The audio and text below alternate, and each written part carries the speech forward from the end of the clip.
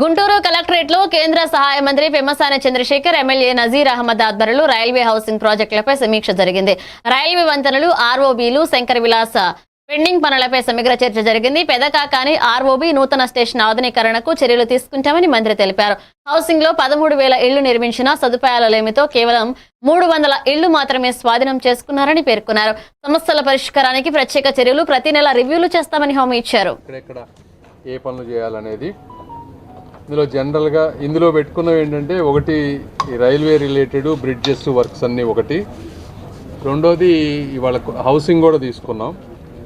Bridges వచ్చేటప్పటికి multiple బ్రిడ్జెస్లో మీకు already Shankar Vilas దానికి వచ్చేటప్పటికి చిన్న రైల్వే ప్రాపర్టీస్ మనకి ఇవ్వాలి, అది కొంచెం పెండింగ్ వర్క్ ఉంది, అది ఎక్కడ దాకా వచ్చింది. అదేవిధంగా LC 3 and 6 అంటే గుంటూరు, నంబూరు, నల్లపాడు, బండారుపల్లి, పలకలూరుపేట, అది ROBs 2 కూడా టెండర్స్ అన్నీ అయిపోయినాయి. అధికారులు అందరూ ట్రాన్స్ఫర్ అయ్యారు కాబట్టి టెండర్ అయిపోయిన తర్వాత ఓపెన్ చేసి దాన్ని శంకుస్థాపన ఎప్పుడు చేయాలనేది సెప్టెంబరు ఎండ్ కల్లా, అంటే ఇంకో 4 వీక్స్లో ఈ 2 బ్రిడ్జెస్ని శంకుస్థాపన చేయాలనేది నిర్ణయించాం. మంగళగిరి, నిడమరు వచ్చేటప్పటికి చిన్న ఇష్యూస్ ఉన్నాయి, అందులో అది ఒక 3 months పట్టేటట్టుంది.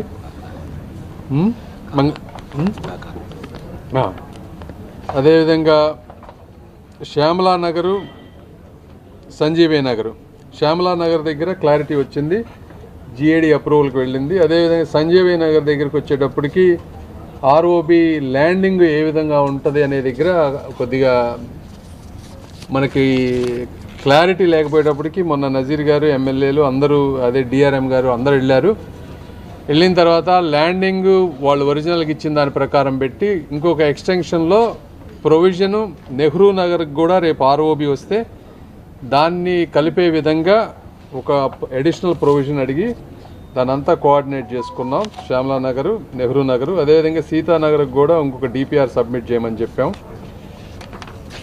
అదేవిధంగా పెదకాకాని గేట్ వచ్చేటప్పటికి అక్కడ లోకల్ కొంతమంది అక్కడ ROB ప్లాన్ చేసి వాలాబు పంచాయతీలో